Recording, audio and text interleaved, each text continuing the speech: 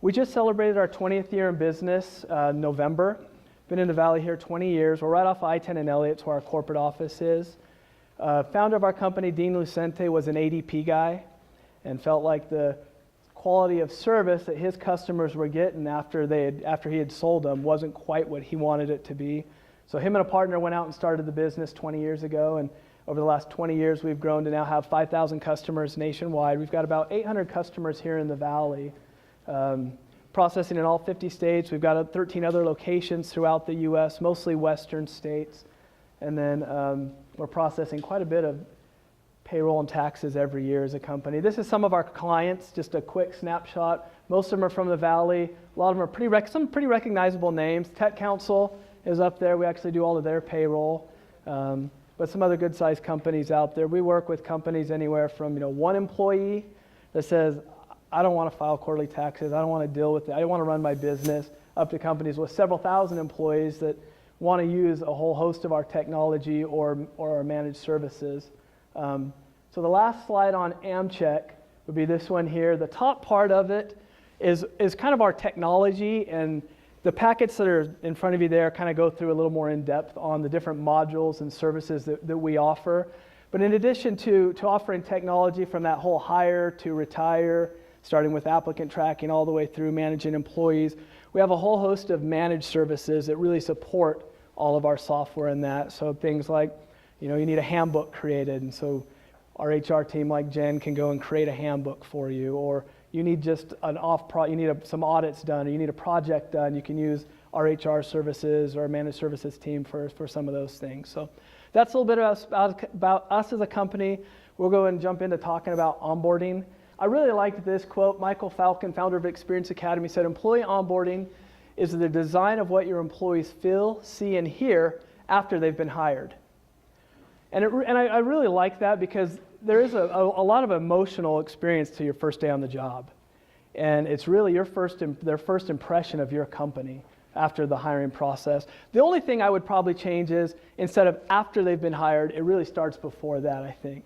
But it is the feel, what they see, how they feel, the excitement of it. There's a lot that goes into the way their experience is in that first impression in the company. So why is onboarding important? So according to the Bureau of Labor and Statistics, to replace an employee costs about 25% of their annual salary. Some reports say even higher than upwards of 50% of what their salary was. So if it's a $40,000 a year person, replacing them, probably around $10,000. And that includes all of the time spent interviewing and the dollars you spend posting out to the job boards and training them, lost productivity. So there's a lot that goes into that number, but it's extremely expensive to replace somebody. And so if we can help, lower that through onboarding. Half of all senior outside hires fail within the first 18 months. So if you're starting your business and you're hiring your top people running the business, half of those fail within 18 months. Makes it tough to continue to set the direction and the culture of your company and where you want to go if you have people that aren't going to be staying around. And then nearly half of all hourly workers leave within the first 4 months. And then the final stat I'll throw up here is 33% of employees look for a new job within the first 6 months. Now that doesn't mean that 33% of them are leaving, but a third of them, for one reason or another, are out looking at job boards, seeing what other jobs are out there. And so if there's things we can do to help eliminate some of this through onboarding, I think can be very helpful. So onboarding, why it's important, by having a good onboarding process, hopefully can lead to lower stress, better career effectiveness, employees that want to stay and be there, that really buy into the company culture that you've established, and have that more job satisfaction in their business.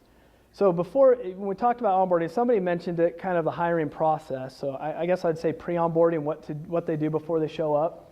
83% of highest performing organizations begin onboarding before the new hire's first day.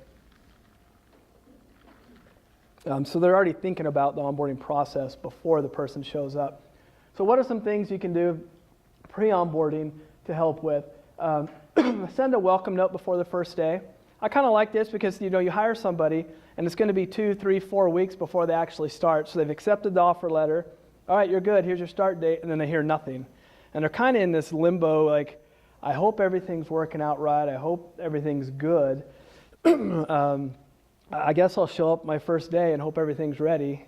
But if they can get a note, an email even, something in between that, just saying, hey, we're excited for you, just confirming you're starting, or, just something saying we're really excited for you to start could go a long way. It's just kind of ease that pressure they feel and about things. And then making sure they're set up in the appropriate systems, whether it's their email, the CRM, time and attendance, whatever systems they're going to be using. Are they set up in it and ready to go?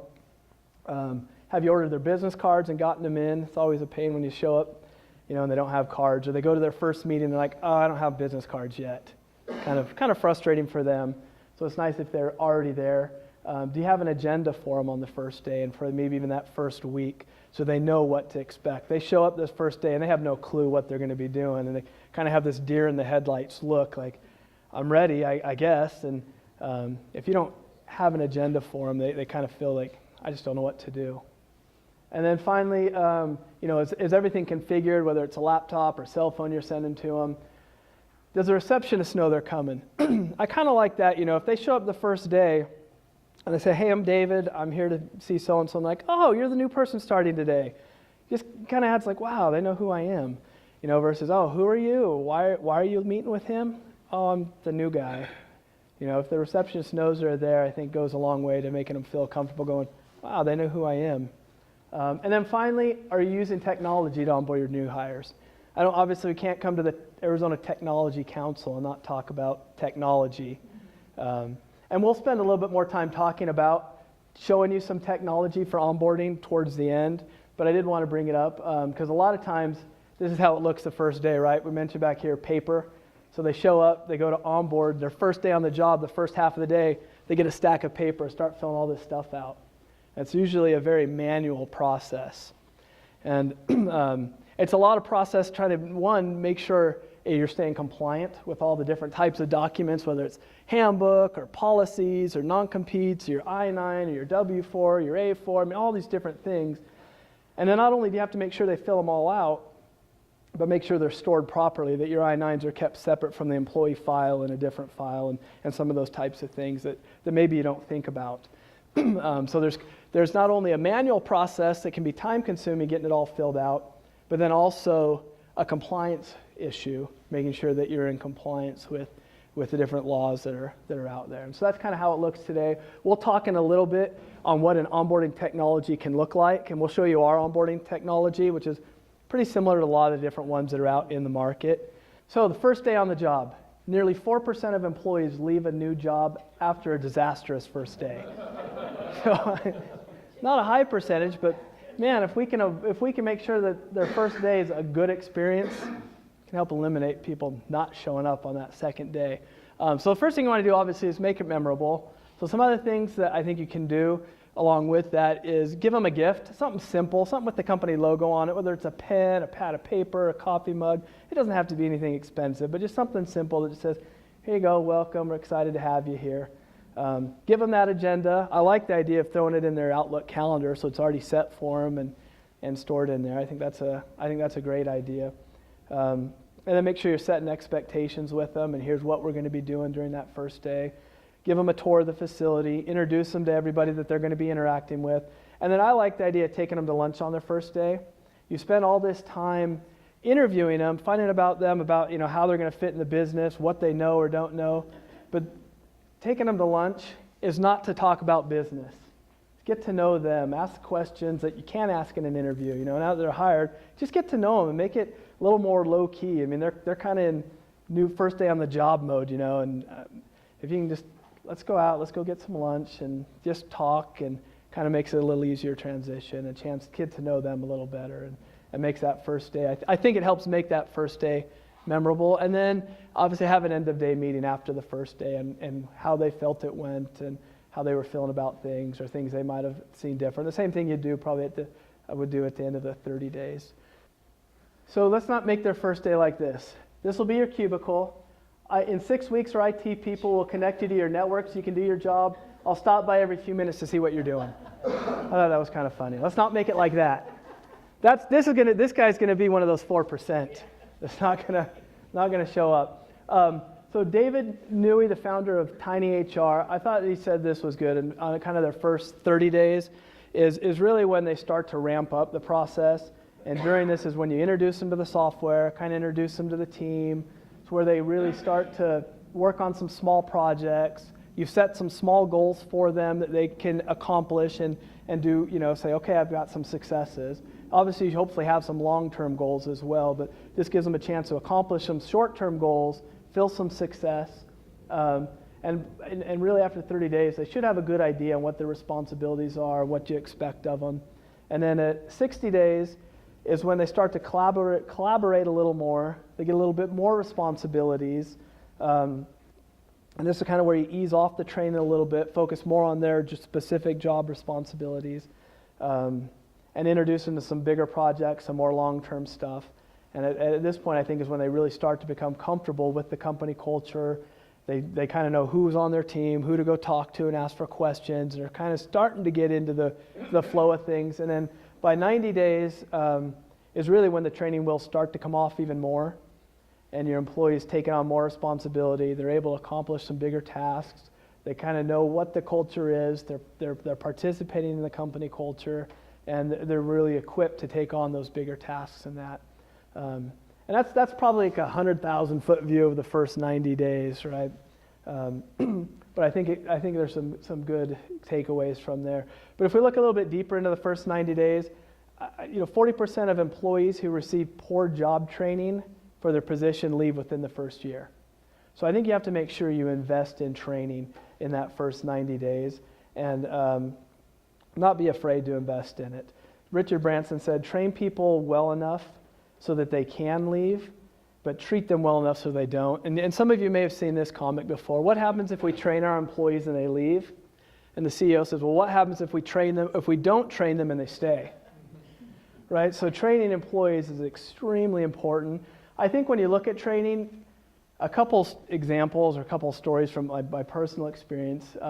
Before AmCheck, I worked for a company that was out of Boston. I covered the Western States for them.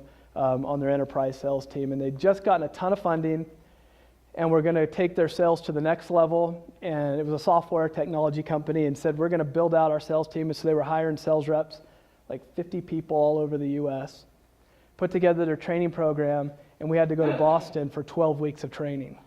So it was 8 weeks in Boston, 4 weeks of it remote, but it was 12 weeks before I talked to a single client. And we're in training. It was sales training and product training. And I mean, I'd been in sales for over 10 years at this point and done, a lot of sales. So I knew sales processes. I've been through just every kind of sales training there is. I really didn't think I needed 12 weeks of training. And then for them, what a huge investment to pay a salary and travel and expenses for 12 weeks. But they felt like, oh, we need to make sure they're trained. We got to have all these people out there, and we got to get them trained. And so I think that was probably too much on the extreme, especially for myself. And they were hiring guys right out of college, first sales job, working smaller accounts that needed maybe some more training, but still probably not 12 weeks. And I know they went back, and after our 12 weeks, they said, I think this is too long. We need to revamp this, and shortened it quite a bit. So that was on one end. Another company I worked for, they were a software company. They were out of Oklahoma City. I was hired here out of Phoenix, and my boss was out of Chicago. So I go through the interview process, get hired on. First day on the job, boss calls me because he's in Chicago. Hey, David, how's it going? Good. So I just emailed you a list of like 30 current customers. Give them a call, introduce yourself. Okay. And then here's another email with some leads on it. Start calling those. Well, Paul, what are we selling? I mean, I don't know the product at all, really. I mean, I have an idea, but I've never even seen a demo of it. He's like, you're in sales, you'll figure it out. and that was my training. That was it. He said that there's a demo set up in a couple weeks in your territory, so we'll fly you out to that, and you'll get to see the product then. But let me know if I can help you in any way. And that was my training. That was it. It was like a baptism of fire. Jump in and figure it out. There were a lot of employees that got hired that in that 40% that just said, I'm not doing it. I can't do this. And I stayed, and it was a good experience, and it was a good company, but they were a smaller company and didn't have a formalized training, but they could have done a lot more than just say, hey, figure it out. You're in sales. You know what to do. You'll figure it out. So there's, I think, two extremes. There's a happy medium somewhere in between, where if they had trained me, I think I would have been a lot more effective starting off. So yeah, I think, there was that end was not enough training. 12 weeks, way too much training. I think it's important to invest in training up front some, make sure they're comfortable, and ease them into it, but spend too much time, it's going to be a lot more time before they're effective. All right, so 86% of employees blame a lack of collaboration for workplace failures. So make sure you allow for job shadowing, an opportunity for them to sit with somebody and see how it's done, and make sure it's the right person, right? So our onboarding process will get you mainstreamed in no time at all. This will be your cubicle if we can find another place to store this junk. You'll get a phone and computer if budgets get approved, and this is Alice, she'll be your mentor. Alice says, I don't have time to babysit, I'm buried in work. I do not like you, I do not like you. Stand in the hallway, read these binders. If you learn anything, forget it, because knowledge isn't rewarded here. So, don't let Alice, try giving up. Hope it turns the bad feelings into emptiness. Make sure you get the right person to mentor them, somebody that really buys into your company culture and what you're trying to do and what you're trying to build as a company.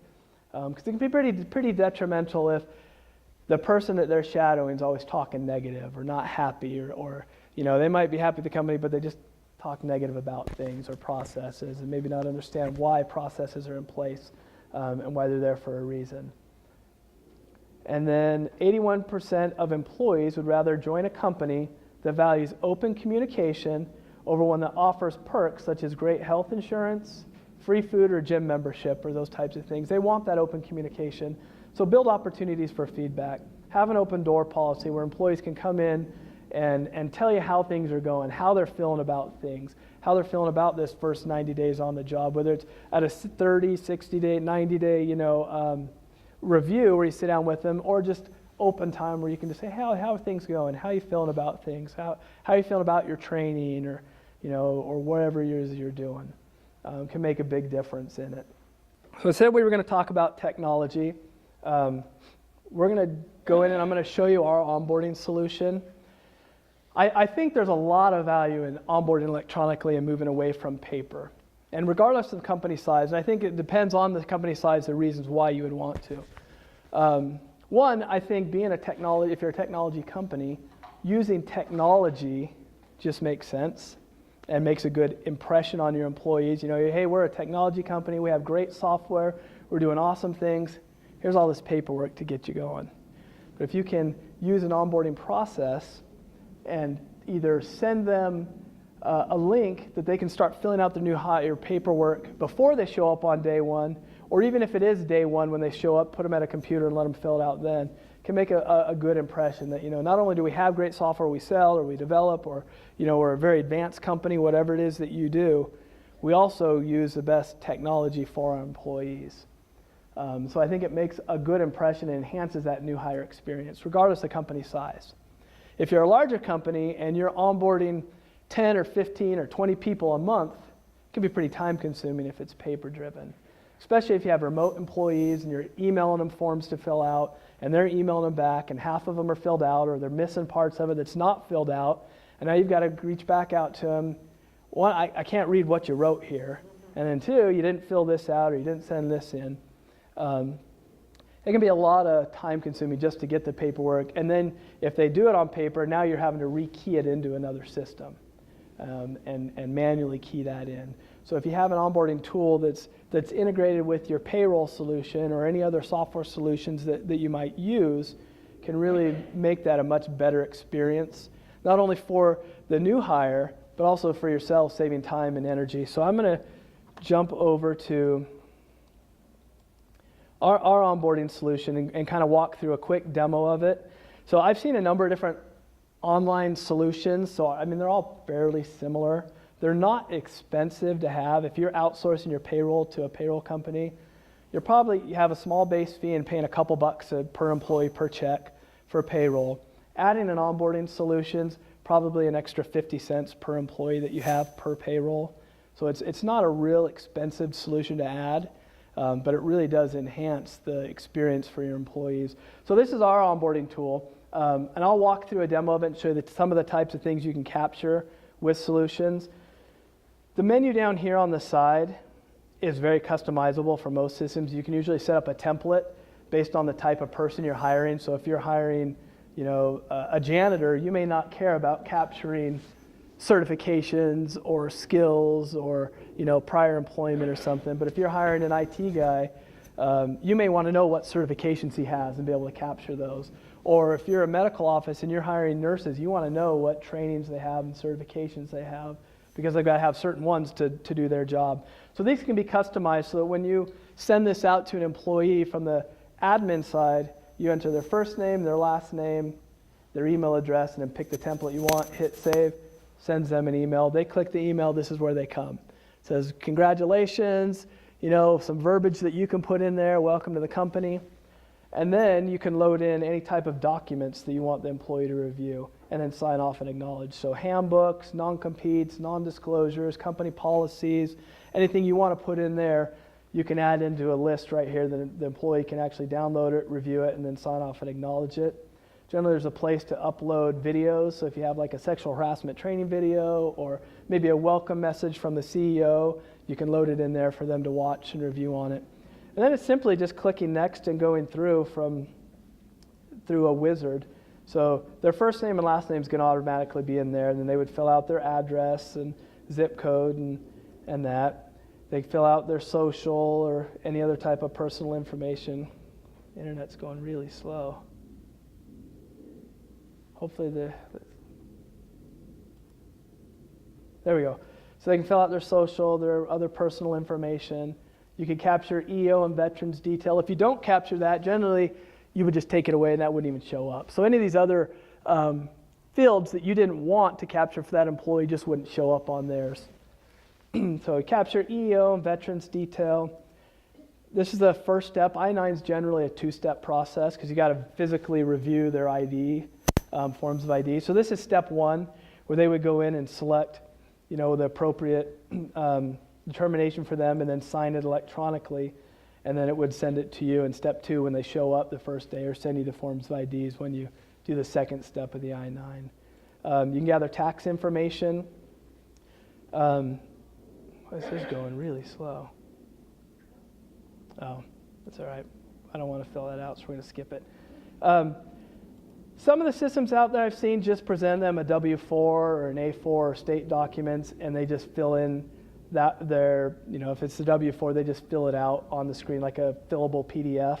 We go and actually give them a wizard to go through to fill it out. So, for example, with ours, they could select, I'm finally married, click next. Am I exempt from federal withholdings? No. Would I like to complete the personal allowance worksheet? If I say yes, it's going to take them through all the other questions that are on a W-4 form. If I say no, then it's just going to ask me, how many allowances do I want to claim? Well, I want 2 allowances. Do I want any other amount to come out? No. And then our system will actually generate a completed W-4 form for them that they can sign off on electronically. But whether it's like ours that does it electronically, or it takes them through a wizard, or other ones it's just a fillable PDF, you're able to capture that information. So you can capture their W-4, their A-4 if they're in Arizona, or whatever state they're in. Most systems will automatically load the appropriate tax forms. So when you put the employee's residence zip code in our system, it'll determine what tax forms they need to fill out, but pretty common within systems. So they can fill out their employee contacts, so emergency contacts, dependents, or beneficiaries. They can load in prior employment information, certifications. We do allow for an expiration date on the certification, so when that certification is about to expire, 30, 60, 90 days, an email can go out to the employee or the manager saying, this certification is about to expire, you need to go here to go get it renewed.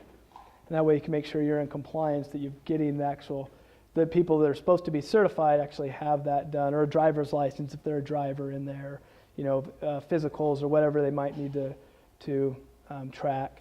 Education can be captured, skill sets, what skills they might have or language they might speak. Fill out their direct deposit information on the screen. We can do unlimited number of direct deposits, savings accounts, however they want it, or checking accounts they want it done. And then the last step's a confirmation statement. And if everything was complete, there'd be a button here that says submit. This is saying I didn't complete some steps, so they're in yellow over here. So I need to go back and complete them. Big advantage to that is you're not going to get incompleted forms sent back to you, which can be a problem. This way they can have it all done. So they show up on their first day on the job, everything's complete and taken care of. Yeah? Where's all the data stored? Well, with our system, we store it within our system. Ours is a SaaS-based model, so it's in the cloud. So we're hosting it in 3 different co-locations. But generally it's stored on an online system. Most of them are. And then with ours, ours is actually obviously built in with our payroll solution. So when you when they hit save, it comes to you, you review it, key in their like salary information or job location, stuff they're not going to know, and then when you hit save, it'll feed payroll, it'll feed time and attendance, it'll feed the HR module, everything within the system. So that way you're not re-keying information into time and attendance and setting them up there, keying them into payroll, setting them up there, keying them into performance reviews or an HR system and setting them up there. We build all these rules and workflows into the system so it automatically flows to all the appropriate places, so you're never re-keying employee data in the system. So that's kind of what an employee onboarding solution from a technology perspective looks like. And appreciate you guys coming out and joining us for this. And if you have any questions, just let us know. Thank you. Perfect.